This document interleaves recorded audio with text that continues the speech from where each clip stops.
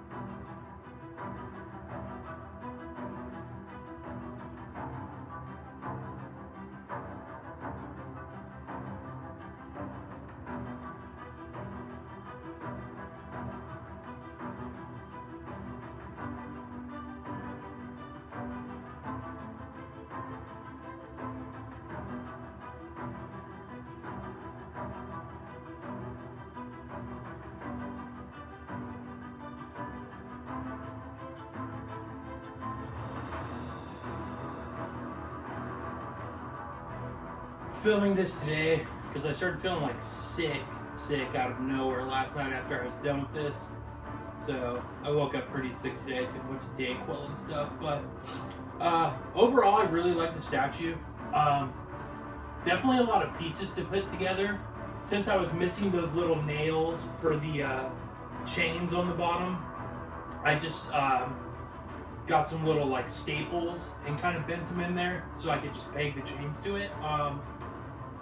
I think I might have done it a little different than you're supposed to do it, but it's such a minuscule difference, like you really won't even notice. I actually kind of think that I like the base more without the loose chains. I think if the chains were the same color as the Batman Who Laughs chains, I'd probably like it a little bit more. But I mean, no, it's a super cool piece, but staring at just these 3 pieces right here, like, dude, this is like, with tax and shipping, like $3,500 for 3 things that sit on my shelf. It's just, so like my boomer advice is honestly like, all respect to the artists and the people who work at these companies and everything like that. Like, I'm not gonna be like the charlatan who just sits at home and judges what everybody else does and like charges for it, and you know, I don't produce anything myself, but I'm a guy who sits in a chair and talks crap on the internet. Yeah, they the work they do is absolutely amazing, but these are super expensive pieces.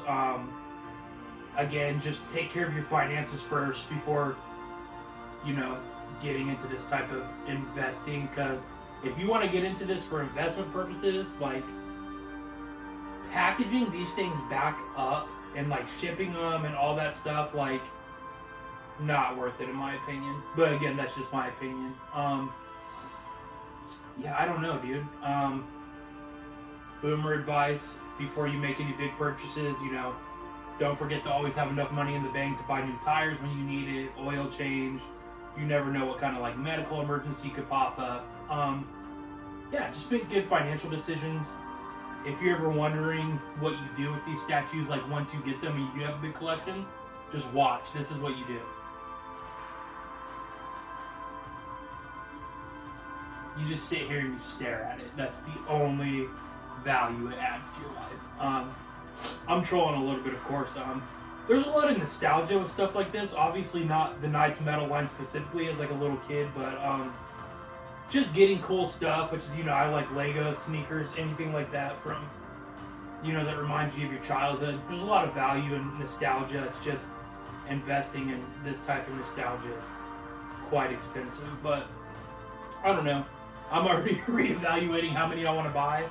My advice for these, dude, is I see these pop up on the Sideshow sales page, because I originally got this Batman Who Laughs on, I got like $85 off on Sideshow.